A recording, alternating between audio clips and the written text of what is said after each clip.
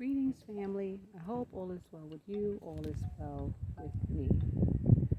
On my channel, My Odds on a Mat, I share with you my transformation journey while here in Africa. And it is definitely a journey. You can call me Miss L for Leslie. And if you haven't done so, please give me a thumbs up or subscribe. I want to say thank you to my new subscribers that have joined me on this ride. I'm coming in very quickly to give you part two of We Outta Here. So, in part one, I ended off with stating that I grew up watching a lot of scary movies. And I thank you for the sister's comment who understands exactly what I'm talking about. Now, it's been years since I've been to the theater or to a movie. Are they still making movies like that where they just scare the bejesus out of people? Or do people know that it's not real anymore? We were young and naive growing up, and I remember seeing Nightmare on Elm Street and the man's arms getting really long to chase after the lady. That really scared the crap out of me.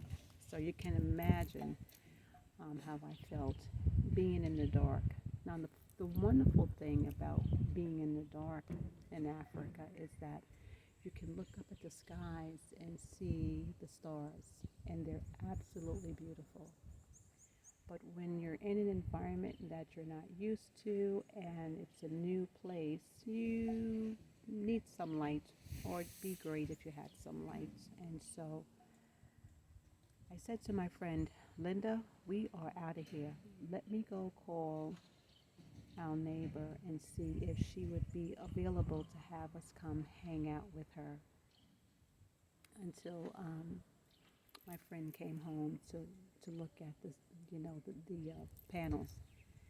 And so we called her, and she was like, sure, come on over. And it was nice to know that there are neighbors nearby, so you're not really alone in this new environment. And I will extend to her an invitation to come to the house whenever, when I'm ready, because I'm still cleaning and building. Anyway, she decided to go with Norwick. She was like, I've heard all the stories, and I decided that Norwick was best, and I don't blame her in that instance. But when I first arrived here, I stayed at a place where they had Norwick, and there would be occasions when the service would go off. And I thought, wow, I can't wait to have solar to be able to have the ability to control the usage of my electricity. Well, with control, you have to have control. That means that you have to have the understanding that when the sun is set, you have limited access as opposed to unlimited access. So you're not flipping on every light. You're not doing those things. And I'm learning that during the day, the batteries are charging, and I'm able to understand solar better. Growing up in the West, on the East Coast, everything was at my fingertips. Light, water, transportation, anything. And so I never had to think about stuff. If I flushed the toilet, didn't matter where it went, and didn't have to affect me. If I put my trash out on the corner, it didn't matter. It didn't affect me. Now the question is, when am I going to have someone come out and clean my soak away? Or do I burn the trash in the yard or have someone come and pick it up? So these are some of the things that I've had to give more thought to when learning how to live in this environment that's off the grid. So the funny thing about being off the grid is when you look at social media, everyone wants to live off the grid and live in a tiny house and live really as simple as possible. And sometimes simple is not always easy. Simple just means it requires ingenuity and the ability to function differently than what you're used to functioning, and that takes time. So I went back to the old way. I did not stay in a house and burn a candle. I did not carry a lantern. I did none of that. We hopped in the car after bumping into each other. I could not think about where to find the keys because you need the key to open the door. And so I had to grab my bag and find the keys and lock all the doors and close all the windows and use my cell phone as a flashlight to get in the car. Oh, but wait, we have to open the gate, and opening the gate is something that I'm not really used to yet, not this gate. Just as I learned how to comfortably open and close my landlord's gate, now I have to get comfortable opening and closing this gate. And it was like Abbott and Costello, just bumping into each other and looking like we were not born with the sins that God gave us.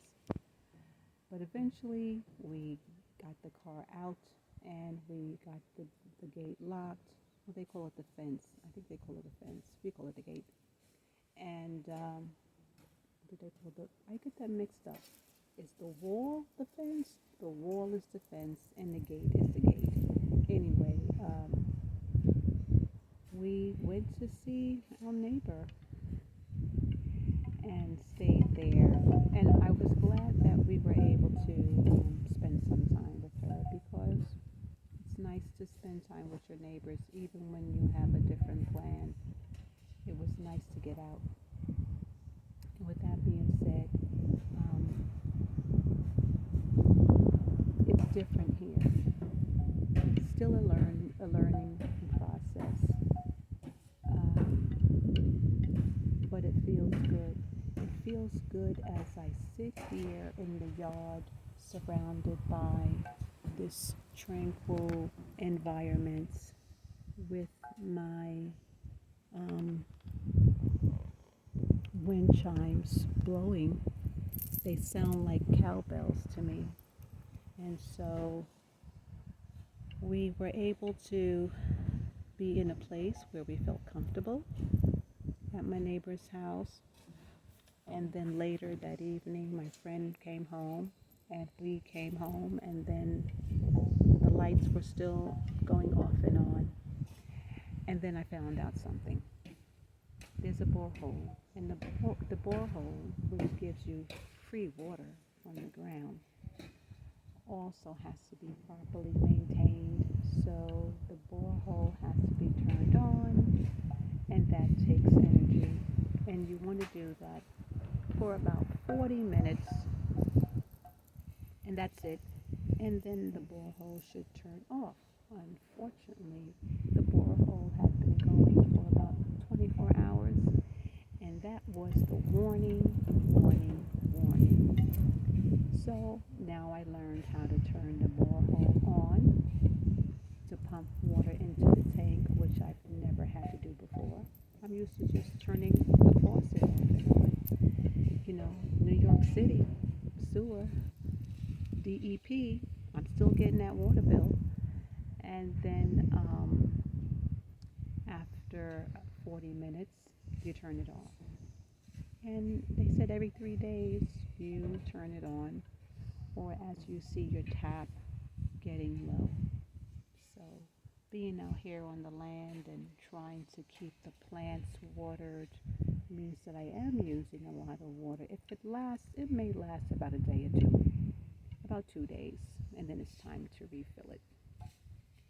So that was the extent of my not having any lights.